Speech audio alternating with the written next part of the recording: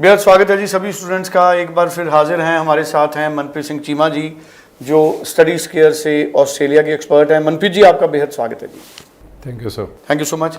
Manpreet ji, Canada हो, UK हो, Germany हो, आजकल स्टूडेंट्स उन कोर्सेज की तरफ ज़्यादा एडमिशन ले रहे हैं जिसमें उनका फ्यूचर ब्राइट हो और जिसमें स्टूडेंट का स्किल हो, उसे पार्ट टाइम जॉब्स भी मिलें।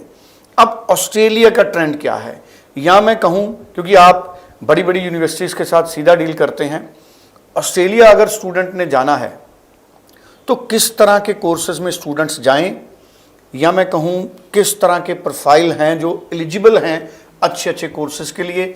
तो आप कोर्सेज भी सुजेस्ट करो, प्रोफाइल्स और कोर्सेज दोनों को आप सुजेस्ट करो, ताकि हमारे स्टूडेंट उन कोर्सेज में जाएं जिसमें उनको पार्ट टाइम जॉब्स भी मिलें और बाद में उनको पीआर के लिए भी रास्ते आसान रहें और इनकम भी उनको मिले। और ऐसे कोर्सेज जिसको पास करने के बाद हम कह सकते हैं कि किसी स्टूडेंट ने अपनी ज़िंदगी में करोड़ों रुपए वो कमा सकते हैं। ऐसे नहीं कि 6 महीने साल में करोड़ों रुपए कमा लेंगे, एटलीस्ट वो एक अच्छी इनकम वहाँ कमा सकें।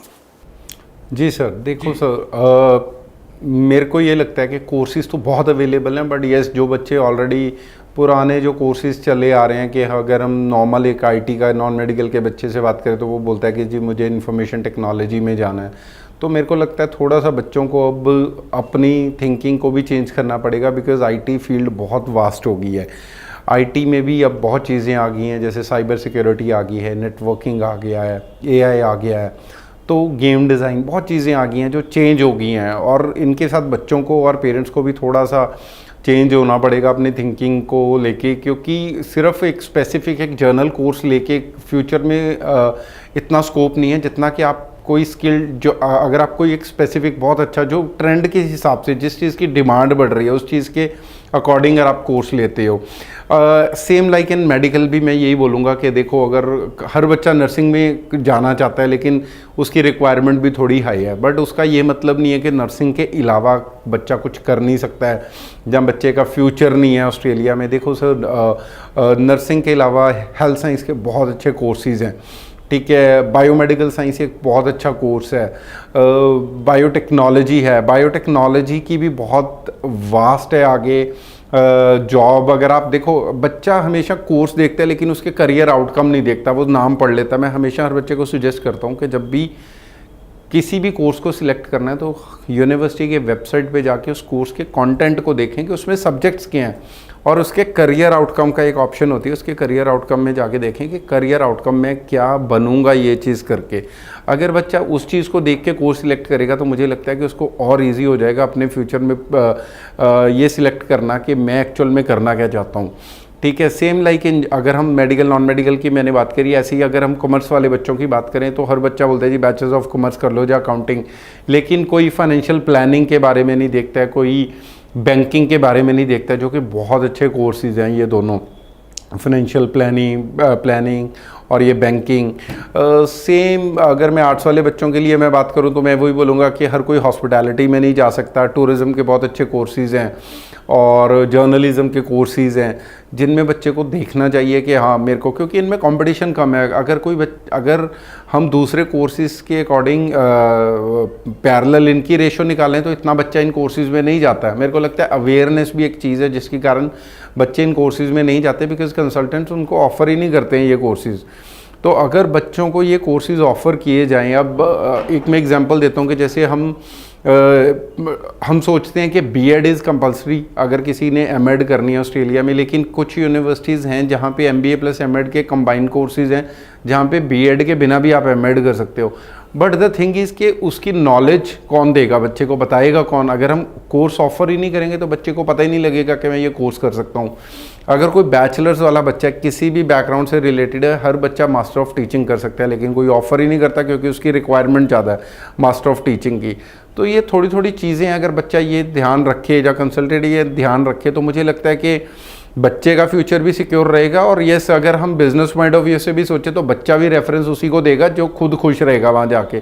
तो हमेशा कोर्स वही चूज़ करो जो थोड़ा सा आज की डेट में ट्रेंड में हटके है, और हाई कमीशन भी ऐसे कोर्स में थोड़ा सा खुश होकर वीज़ा देता है, उनको लगता है यार ये बच्चा सिंसियर है जिसने ये कोर्स चूज़ करा है, रेदर देन के सारे बैचेस ऑफ बिजनेस या बैचेस ऑफ आईटी में अप्लाई करें। डिफरेंट कोर्सेज में अप्लाई करना चाहिए बच्चों को। बिल्कुल ठीक है जी। सो कोर्सेज की जो सिलेक्शन है वो काफ़ी ज़्यादा इम्पॉर्टेंट है, और उसी के हिसाब से स्टूडेंट तय करे कि उसको किस कोर्स में जाना है। आमतौर पर अगर देखा जाए चीमा जी, क्या वहाँ भी ये मैटर करता है ऑस्ट्रेलिया में कि जिस कोर्स में आप गए हैं या जिस यूनिवर्सिटी में आप गए हैं, जब आप पार्ट टाइम जॉब्स करते हैं या उसके बाद भी आप जॉब करते हैं, पीआर के लिए क्या जॉब और कोर्स की रेलेवेंसी भी वहाँ ज़रूरी है लोकल लेवल पे? बिल्कुल सर, देखो अगर आप रेलिवेंट फील्ड में जॉब करेंगे तो आपको हमेशा वो चीज़ बेनिफिट ही देगी, बिकॉज अपनी फील्ड में काम अगर बच्चे के पास एक्सपीरियंस है तो उसकी वेटेज हमेशा पीआर के टाइम पे पड़ती है। अगर कोई इंजीनियरिंग करके अगर कोई वहाँ पे ऊबर का काम कर रहा है तो मुझे कोई उसमें कोई रेलिवेंसी नहीं लगती, कोई तुक नहीं बनती, बंदा क्या बोलेगा वो, अगर वो पीआर के टाइम पे भी हाई कमीशन को क्या दिखाएगा, जो ऑस्ट्रेलियन गवर्नमेंट को क्या दिखाएगा कि मैं, क्योंकि ऑस्ट्रेलियन गवर्नमेंट जब किसी को किसी कोर्स में इनरोल करता है तो उनको लगता है कि ये बंदा कल को इस फील्ड में आके हमारी इकॉनमी में कंट्रीब्यूट करेगा। अगर उसने वो काम ही वो करने हैं कि जो कि कोई भी बंदा कर सकता है, अब ऊबर ईट जहाँ वो टैक्सी चलाने के लिए कोई स्किल तो चाहिए नहीं, वो तो कोई भी काम कर लेगा, तो फिर बच्चे को इंजीनियरिंग करवाने का क्या फ़ायदा हुआ।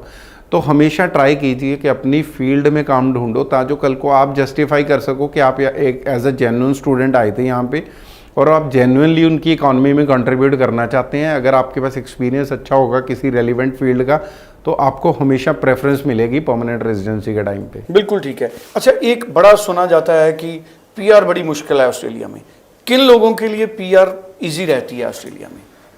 सर पीआर टफ इसलिए है बिकॉज पॉइंट सिस्टम है कि पॉइंट्स को आपको एक स्पेसिफिक पॉइंट्स चाहिए होते हैं पीआर अप्लाई करने के लिए। लेकिन अगर बच्चा, मैं फिर बोलूँगा, बच्चा फोकस्ड है, इंटेलिजेंट है, अगर उसको पता है कि मुझे 2 साल या 3 साल की स्टडी के बाद ये चीज़ें फेस करनी पड़ेंगी और वो अपने आप को अकॉर्डिंगली प्रिपेयर करता है।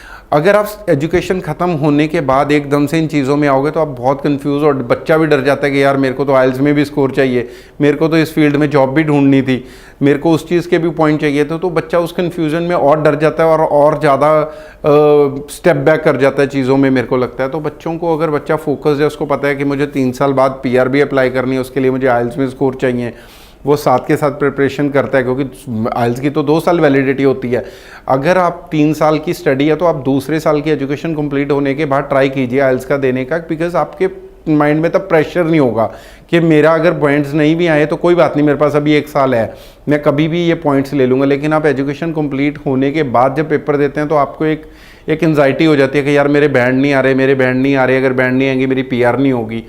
तो बच्चे को जो उसकी एजुकेशन है उसके बीच में ही अपना फ्यूचर भी प्लान करना पड़ेगा कि मुझे आइल्स कब देना है, मुझे अपनी फील्ड में साथ के साथ जॉब ढूंढते रहना है। मैं ये नहीं बोलूँगा हर बंदे को पहले दिन ही अपनी फील्ड में जॉब मिल जाती है, ऑड जॉब्स करनी पड़ती हैं सर्वाइवर के लिए, बट साइमल्टेनियसली आप ढूंढते रहो।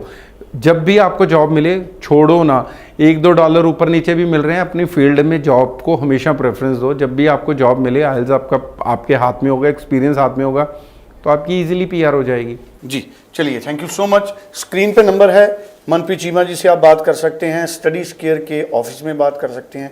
स्क्रीन पे नंबर है, आप व्हाट्सएप भी अपना प्रोफाइल कर सकते हैं। Thank you so much Cheema ji. Thank you sir.